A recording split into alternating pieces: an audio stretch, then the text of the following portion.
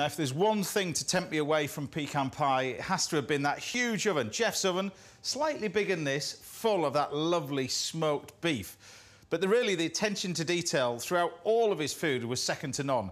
And I'm going to use the ideas of the pecans, and the pecans going particularly well with bananas and maple syrup for this cake. It's a banana, maple syrup and pecan cake. Now, first thing for this, cream the butter and the sugar together. And now for the bananas. Now, traditionally, in a sort of a banana cake, you would normally blend these separately. But if you've got a machine like this one, you can just add them straight into the mix. And just drop the pieces of bananas in. And this will give it a unique texture. So the bananas are nicely creamed together. And although Jeff used corn syrup, I'm using maple syrup for this. You want about 75 mils. I just love the flavour of this combined with pecan nuts. Crack 3 whole eggs into your mixing bowl. Once fully blended, add self-raising flour and stir through.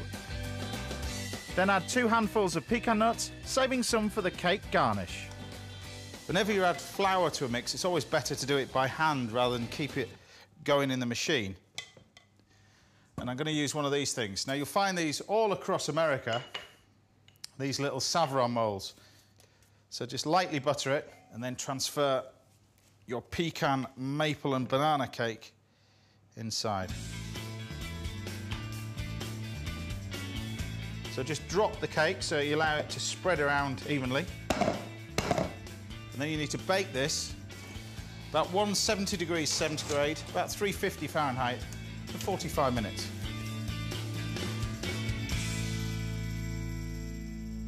And while that's baking, we can make our little toffee caramel. But start with this, we're going to caramelise the sugar.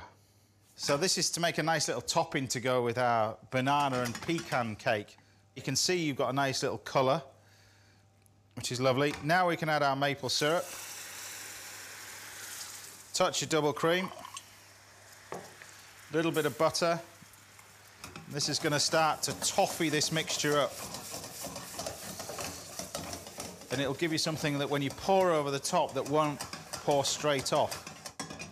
And it's ready to top our cake. Remove the cake from the oven and turn it out of the mould to cool. What I'm going to do with this is take our toffee caramel here and then just brush it all over the cake. Now, because I've used a caramel as a base, when we brush it on, it almost sets straight onto the cake. And then while it's still warm, we can get the pecan nuts and just place them on the top. What I love about this is the combination between the maple syrup and pecans. And serve it. And there you have it, my banana, pecan and maple syrup cake.